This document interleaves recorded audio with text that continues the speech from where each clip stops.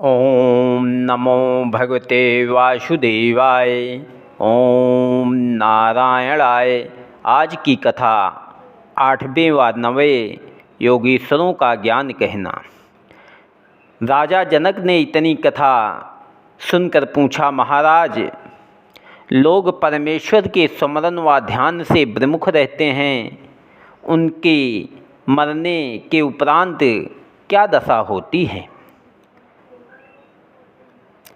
चमस नामक 8वें योगीश्वर ने कहा, हे राजन, 84 लाख जीव जड़ व चैतन्य नारायण जी की इच्छा से उत्पन्न होकर मरने के उपरांत सबका जीवात्मा फिर परमेश्वर के रूप में मिल जाता है।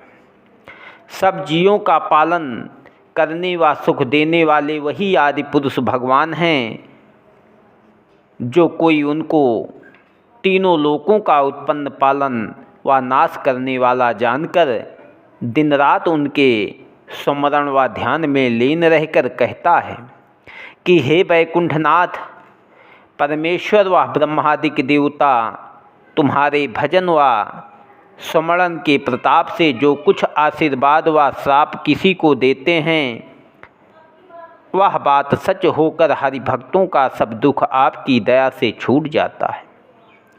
इसलिए संसार रूपी समुद्र पार उतरने के लिए तुम्हारे चरणों का ध्यान जहाज के समान समझना चाहिए। हे राजन, इस तरह का ज्ञान व ध्यान रखने वाले मनुष्य मुक्ति पदवी पर पहुँचते हैं। जो लोग मनुष्य तनु पाकर चारों वर्णों व चारों आश्रम में परमेश्वर का भजन व स्मरण नहीं करते, हरि कथा सुनने में प्रीति न रखकर संसारी माया में फंसे रहते हैं, अधर्म की कमाई से अपने कुटुंब व शरीर का पालन करके परमेश्वर का चमत्कार सब जीवों में बराबर नहीं समझते, बिना प्रयोजन दूसरों के साथ शत्रुता करते हैं, पर स्त्री व धन लेने की इच्छा रखकर जीव हिंसा करते हैं, उनका कभी कल्याण नहीं होता। वह मनुष्य बहुत दिनों तक नरक भोगने के उपरांत 84 लाख योनि में जन्म पाकर अनेक तरह का दुख पाते हैं। जो मनुष्य अपने उत्पन्न व पालन व नाश करने वालों को नहीं मानता, उसे अधर्मी समझना चाहिए।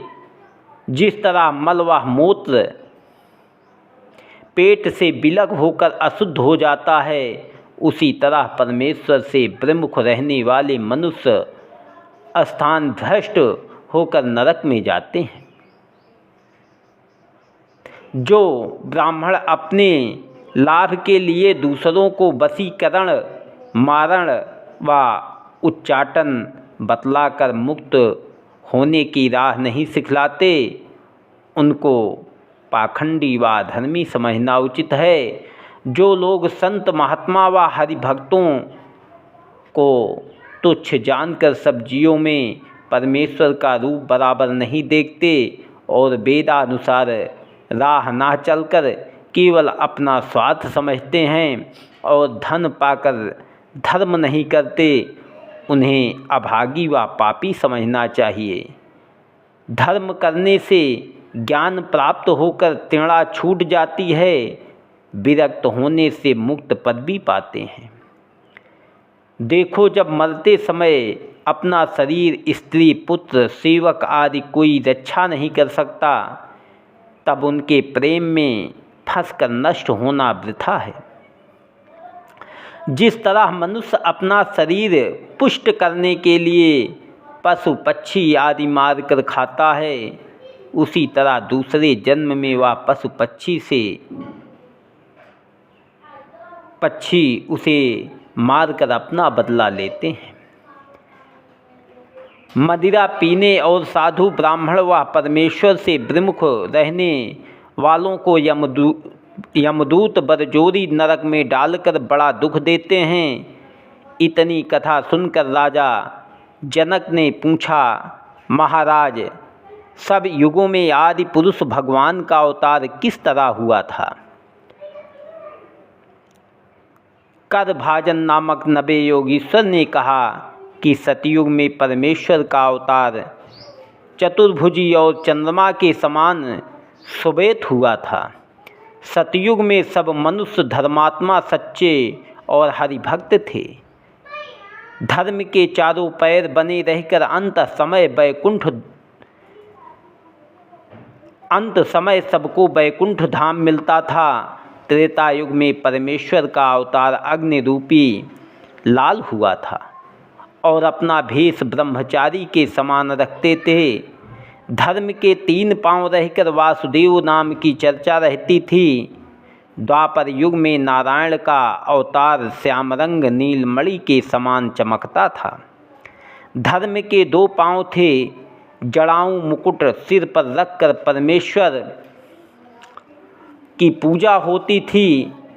कलयुग में लक्ष्मी पति का अवतार श्यामरंग सूर्य के समान चमकता होगा। धर्म का एक चरण रह जाता है। कलयुग के मनुष्य निर्धन रहते हैं। धन पात्र भी सूम होकर जैसा चाहिए वैसा दान व धर्म नहीं करते। इसलिए कलयुग में मनुष्य केवल परमेश्वर का नाम जपने, हरि चरणों में ध्यान लगाने और उनकी कथा व लीला सुनने से भवसागर पार उतर जाते हैं। परमेश्वर की शरण में जाने वाले किसी देवता का डर न रखकर देव ऋण, पितृ ऋण, ऋषि ऋण से उऋण हो जाते हैं। हरि भक्तों पर परमेश्वर की छाया रहने में कोई उनको कुछ दुख दे नहीं सकता।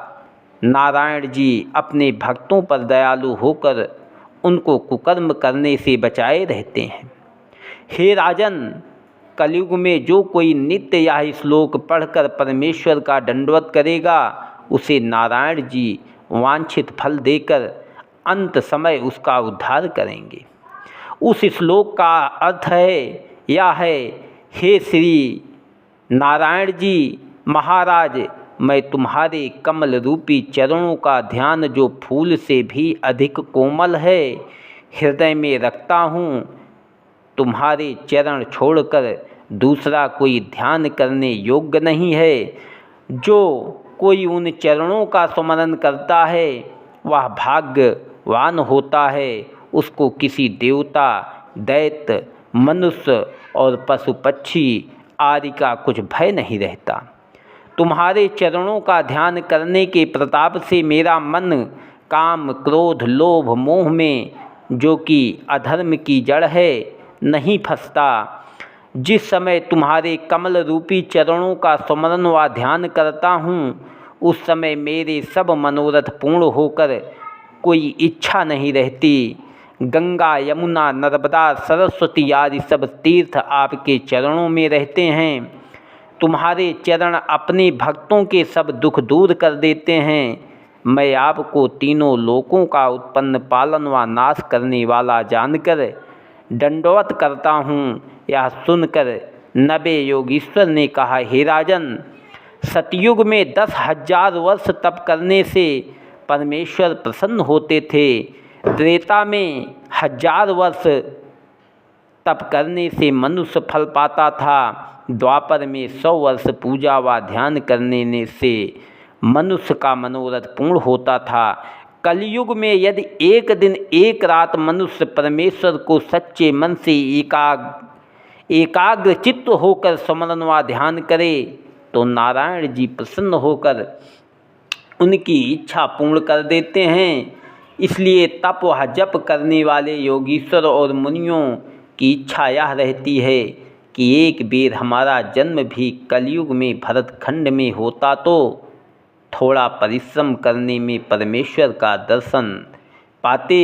हे राजन, हमको इस बात का बड़ा पछतावा है कि कलयुग के मनुष्य ऐसे सहज में मिलने वाले परमेश्वर का स्मरण नहीं करते। वैकुंठनाथ ने गीता में अपने मुखार बिंदु से कहा है कि जो कोई अपने को मनसा वाचा कर्मणा मुझे सौंप दे उसको संसार में किसी तरह का दुख व भय नहीं होता। इतनी कथा सुनाकर नारद मुनि ने कहा, हे वसुदेव, जब योगीश्वर ने यह सब ज्ञान राजा जनक से कहा, तब राजा ने विधिपूर्वक उन योगीश्वरों की पूजा व परिक्रमा करके विदा किया और अपने मन से राज्य, परिवार और धन की प्रीति छोड़कर उसी ज्ञान के प्रताप से संदेह वैकुंठ में गया। निःसंदेह वैकुंठ में गया। तुम भी इसी ज्ञान पर विश्वास रहकर हरिचरणों का ध्यान करो, तुम्हारी मुक्ति हो जाएगी। हे वसुदेव, जब वैकुंठ नाथ ने तुम्हारे घर पुत्र होकर अवतार लिया और तुम अपने प्राण से अधिक उनको चाहते हो, तो तुम्हारे भवसागर पार उतरने में क्या संदेह है। पर उनको अपना बेटा जानकर छोड़कर आदि पुरुष भगवान समझो। उन्होंने केवल पृथ्वी का भार उतारने और हरि भक्तों को सुख देने के लिए संसार में अवतार लिया है। मैं उन्हीं का दर्शन करने के लिए सदा यहाँ आता हूँ। जब यह ज्ञान नारद मुनि ने से सुनकर वसुदेव व देवकी को विश्वास हुआ कि श्री कृष्ण परमेश्वर का अवतार हैं, तब दोनों मनुष्य चरणों पर गिर पड़े और पुत्र भाव छोड़कर परमेश्वर के समान उनको समझने लगे। नारद मुनि वैकुंठनाथ से विदा होकर ब्रह्मलोक को चले गए। सुखदेव जी बोले, हे परीक्षित, जो कोई इस अध्याय को विधिपूर्वक कहे वह सुनेगा, वह सब पापों से छूटकर मुक्ति पदवी पर पहुँचेगा। ओम नमो भगवते वासुदेवाय। ओम नारायणाय नमः।